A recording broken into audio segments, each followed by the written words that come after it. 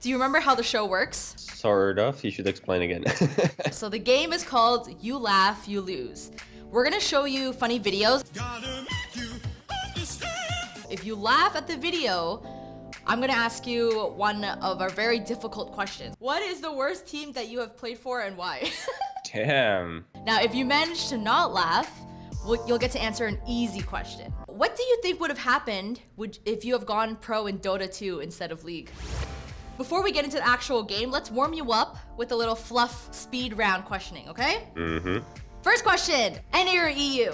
EU. Where are you right now, buddy? NA. Right now. Let's hope your teammates aren't listening. Number 2, Hakuho or Vander? Hakuho. Ooh, why? His personality fits me better and I liked him more. Vander's gonna be so sad to hear that. Yeah, I don't care. Number 3, hard work or natural talent? Both. If you have to choose one. All right. Natural talent, obviously. You're talking about yourself when you say natural talent, aren't you? Yes. Exactly. Yep. Number 4, do you pay on the first date or split the bill? Pay on the first date. Why did you have to think about it for so long? Well, I was thinking if I actually paid on the first date or not in the past, so that's why I had to think about it for so long. Number 5, which champion is the absolute worst to play? Damn, that's hard. You can think about it. Yeah, I have to think. I don't really know. Like, I like all the champions, and there is not a champion that pops out into my mind that it's hard or like terrible to play. Aleš, it's okay. Riot's not listening. You can tell the truth. Yeah. Like, I would just say Teemo because super annoying. Just running around and just like blind people. When's the last time you played Teemo? 2 years or maybe 1.5. Yeah, I haven't played him for a long time. What happens if someone picks Teemo in like a solo queue game? Do you like dodge or do you actually play? Well, here's the deal, you know, this is North American solo queue I'm playing, so I'm very used to seeing Yasuo, Rivens and Teemos everywhere, so yeah, I just play with it, whatever. But it usually ends and feeds, so yeah, that's not the great sign to have these champions on your team. Oh, that's too funny. Okay, so that was the warm-up round. Are you ready to play You Laugh, You Lose? All right. I'm gonna send you the very first video. No strangers to love. You know the rules, and so do I. A full commitment's what I mean, I actually saw this one, or like heard about this one. You're smiling though, so I think you might have. I just wanna tell you how I feel. Gotta make you understand. Never gonna give you up. Never gonna let you down. Never gonna run around. Desert you. You totally smiled and you laughed without making sound, but you definitely laughed. All right. You admit it, right? I do. So, when you compare the numbers on Twitch between NALCS and EULCS, NALCS has like so many more viewers compared to EU. So why do you think EU is struggling with getting the same kind of audience? Well, I think there are several reasons for it, right? Then first one, let's say, I saw that one on Reddit, is that the EU has a bigger like language audience, and they broadcast in different languages, and they like, if you add all the numbers, then it's not that big of a difference between NA and EU. And then second is, I've heard people, mainly pro gamers, talk about like the schedule of the streams, where if you watch NA, basically this for both EU and NA, people can watch it. But then if you watch European LCS, the schedule is given or set up the way that you can only watch it if you're European, sort of, or you have to like wake up early or not even go to sleep because it's like 2 a.m. in the morning, for example. So yeah, that's the second big diff. Like, I don't know obviously how Riot decided to like designate which day goes to which region. Do you think that EU got kind of the short end of the stick, like the unfair, I guess, time slot? I don't really see into Riot's decisions, you know, with all these game changes and stuff. So I don't like. It's a bit odd, but they were saying that they will do that schedule for 1 year and then they would switch it around. And I don't think they switched it around because they're like, oh yeah, NA is ours. You know, that's their idea, I guess. Because they're based in NA, they're not based in the EU. In the EU, they just have like LCS and. How about there's like talk about It seems like NA players are more marketable than EU players. What do you think about that?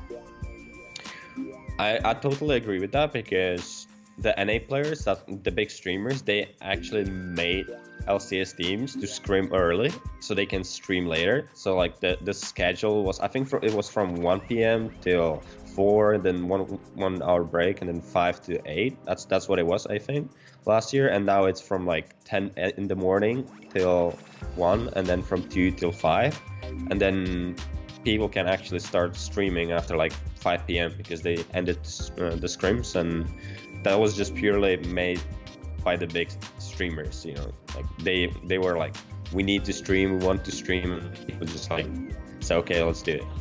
And that's not really a thing in Europe, you know, like I don't see how there's not many like there are no streamers at all in Europe. It might be given that the English is harder for the Europeans because they don't like talk well in English, and then that Europe, they have like sort of a try-hard attitude, you know. If they're like, if you're streaming, then you're focusing yourself on streaming and you're not focusing yourself on improving in the game. So that's why people don't stream in Europe. So like when you came from EU to NA to play, did you notice the difference in terms of like the viewership, the audience, like the love or the attention that you get on an NA team versus an EU team? Oh yeah, definitely. Yep, I did. How so? In what way? Well, I was in Renegades, and that the outreach I got in Renegades was amazing. Like, it was incredible, you know. Even my like entrance video or whatever on YouTube had like insane numbers that I'd never like imagined, and then everyone wanted to talk to me, everyone wanted to interview me. People were genuinely interested in me, you know. And then when I was like on CW, Copenhagen Wolves, then no one cared. Like no one legit cared. They were like, in Europe, people care only about the top two teams, like Fnatic and GT, because they have the biggest fan base, and then everyone else is just like, who's that, you know, like they don't really care. Is that the reason why you're staying in NA apparently and not going back to EU? Not sure about that. Not sure. I have my reasons. Yep. You can't say it. When will we find out? When will we find out? Well, when I found out. Yeah. We'll see how it works. We'll see how it works. Okay. We don't really know. Okay. If you get to choose, do you want to stay in NA? Yeah. Fair enough. I'll drop it there. Okay, you ready for the second video? Sure. Let's see if you like some slapstick comedy. Oh, that's a bad idea. Oh, that's a very bad idea.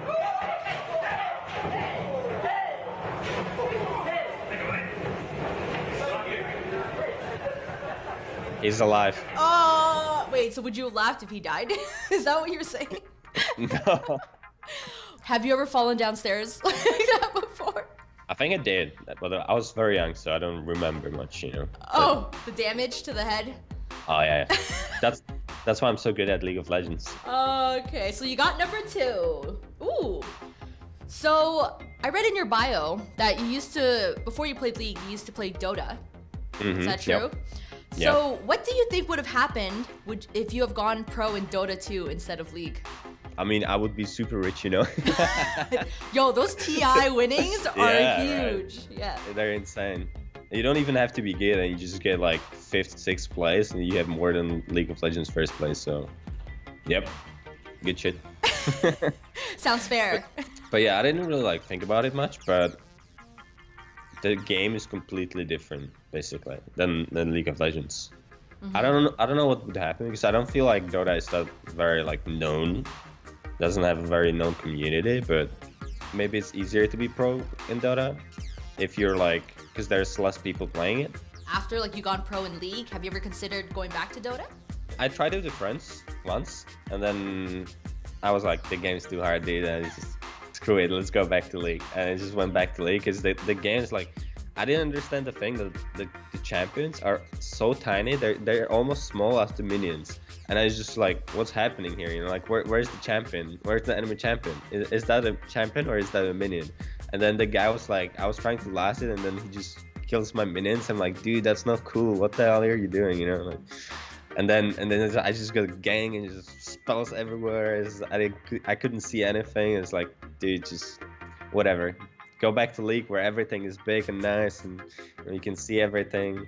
You have summoner spells that you can outplay and stuff. Yeah. Hear that, Dota? Valve needs to make those changes, huh? Yeah, bigger champions. All right, sending you number 3. How to eat pizza. How to tell left from right. How to chew your food. How to accept that your computer is slow. How to overcome adversity. It's like How to be a inspired commercial by gone Michelle wrong or Obama. some shit. How to develop common sense. How to become a civil workforce. 77 How like to feel a guy's stupidest muscle without Google looking gay. searches. How to overcome anxiety. Oh, yeah, naturally okay. with food. How to spend 15 hours Wow. in bed without getting up. How to buy nothing. How to be smart. How to remove your own orthodontic work. How to clean your dishes. Which one did you laugh at? How to be smart.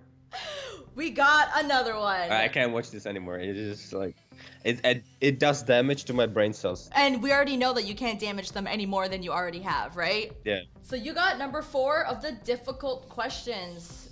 Oh, another serious one.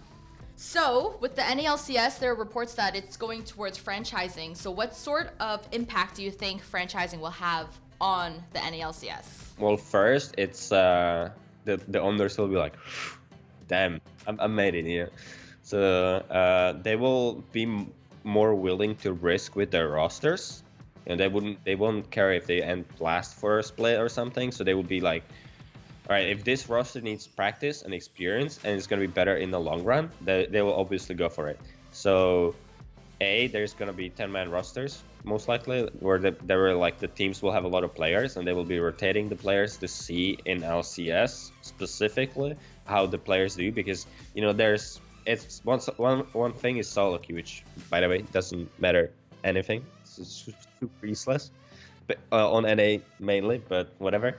Then you have scripts, which is like a good practice and good showing of the skill that the player has in the 5v5. And then you have LCS, and LCS is completely different than scrims. So you can have a player that's a god in scrims. I've been part of teams where people were gods in scrims, and then when they came on LCS, they choked like harder than Eminem, you know, like in the 8 Mile.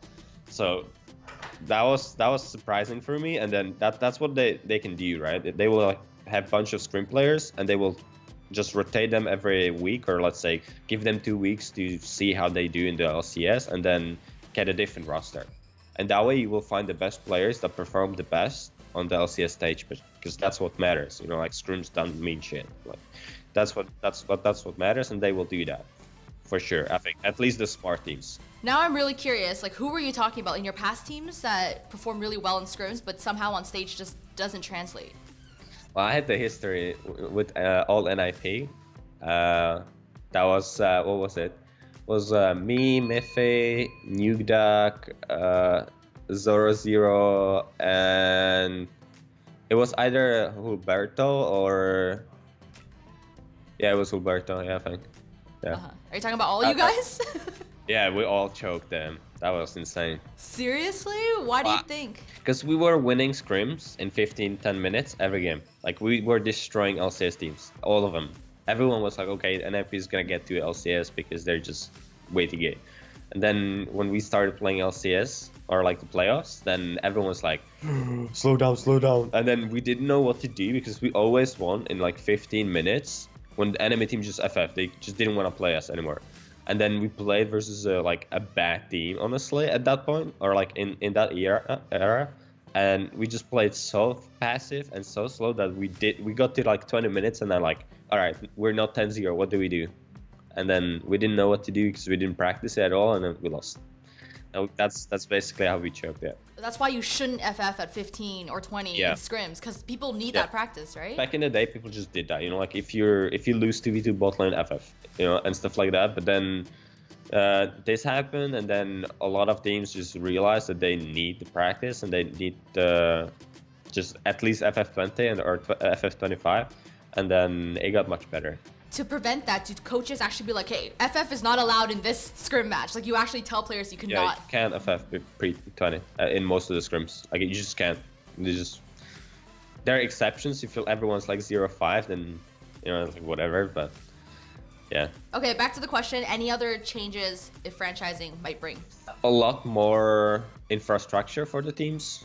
A lot more money involvement for the teams. A lot more sponsors for the teams, because, you know, like the sponsor will be, all right, this team's not gonna like peace out from the league, so I'll just give him like this sponsorship and this sponsorship. So yeah, it's gonna be much better for overall for the teams.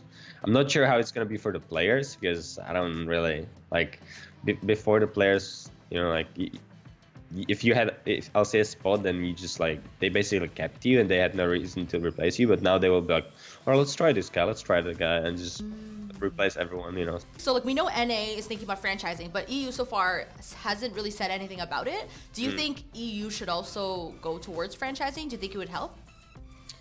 Well, that one is a bit different because, you know, like NA, it has a global market sort of. So all the sponsors are the same for NA.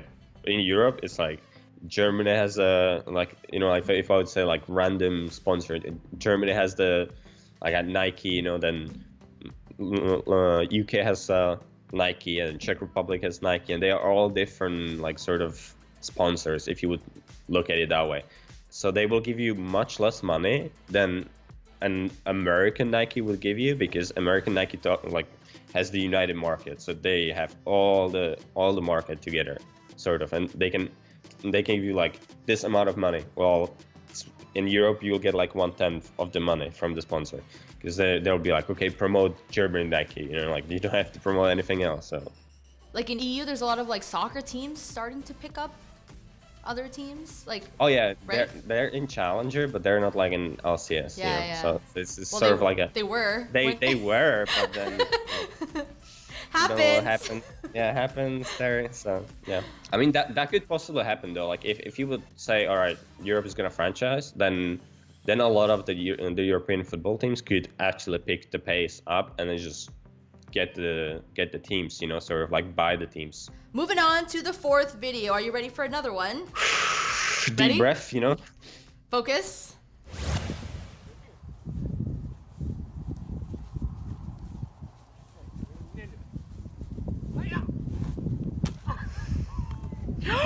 All right, didn't laugh. Oh my god, you had to fight it though, didn't you? I was expecting somehow that the kid is just gonna like walk towards the ball and then just like give a head to the guy's nuts, you know.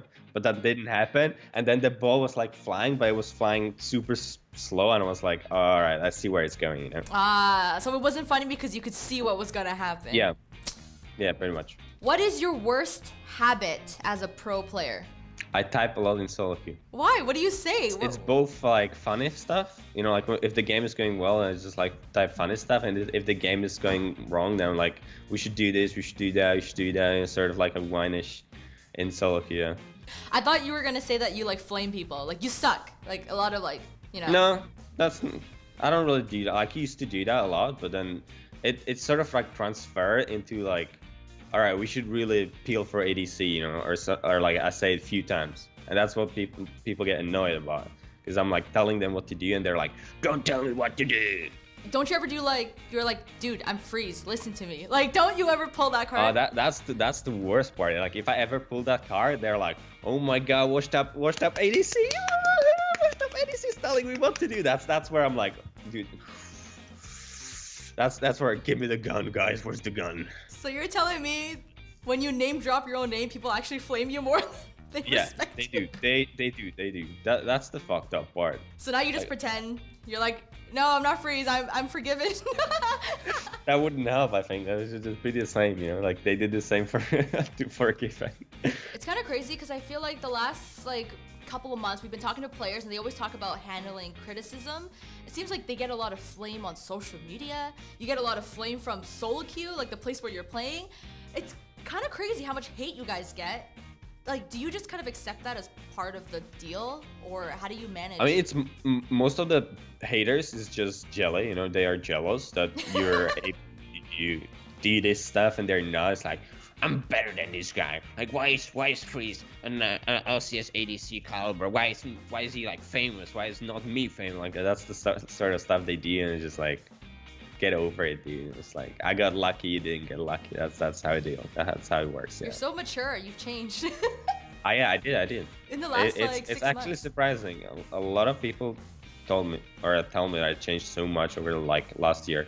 Yeah, what happened? Wrist injury. That's what happened.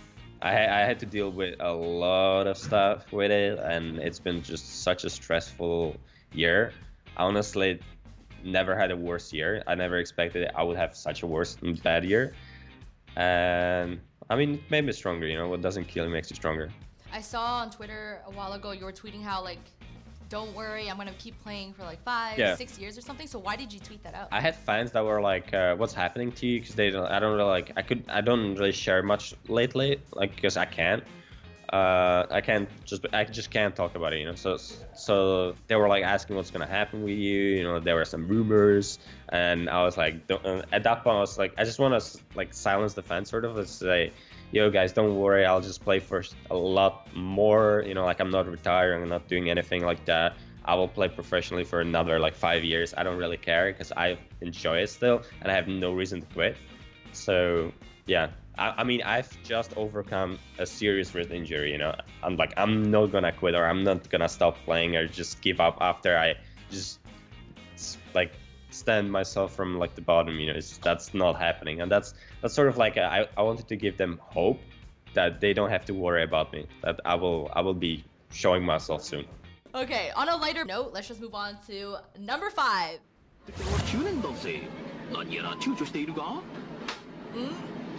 I can see where it's going.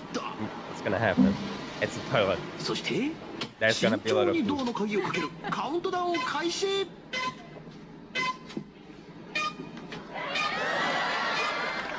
I'm just getting to the business.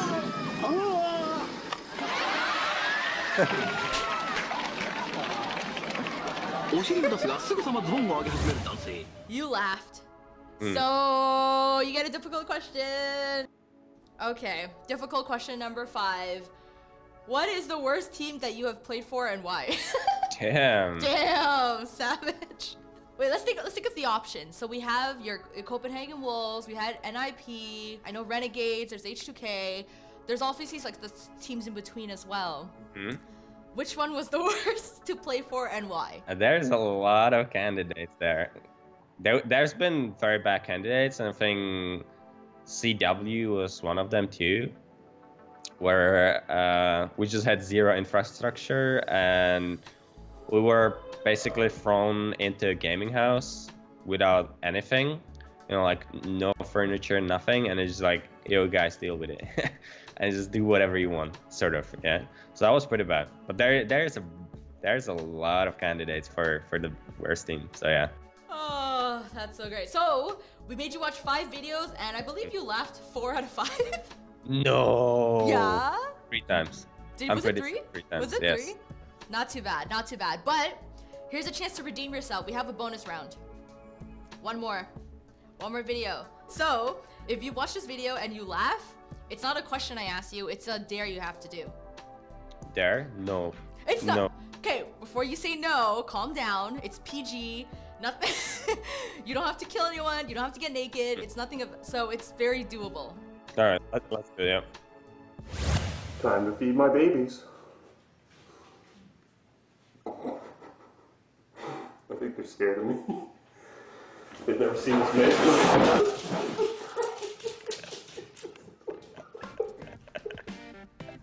I'm laughing because the guy is laughing. That's not fair. That is part of the video. Okay, so the dare, it's very simple. You have to take an ugly selfie. You know what that is? No. Well, any normal selfie for you. Yo, I I'm guess. pretty like when I usually take pictures, I'm not photogenic, so I'm always ugly. So that's gonna be super simple and super easy. Don't worry about You it. can't flame yourself. That takes away the fun for me. So what do I do? Like, Exactly. Like make the ugliest face, video or picture, post it on Twitter, and you hashtag it theScore eSports dared me, and that is the punishment. Yeah, I'm gonna do it from the right studio. It has to be ugly though. I'm gonna see it. Yeah, don't worry. It's gonna be ugly. It's gonna be really ugly. I'm looking forward to it. All right, so that's the game. You finished the game. Any final words? What are your thoughts? Thanks for everyone for watching, tuning in, and following me throughout my career. It's been a blast, you know. I always have fun, guys, for doing stuff for you. So thanks a lot for sharing and liking the videos I do, my streams. You can go on my social media, Instagram, Twitter, YouTube, Facebook. I have all of those, you know, basically. You can find the links for on my Facebook, for example, and that's LOL3CZ. And thanks for inviting me to the show. All right, you guys, you were watching You Laugh, You Lose with Freeze and theScore eSports. Naked Sheep is coming.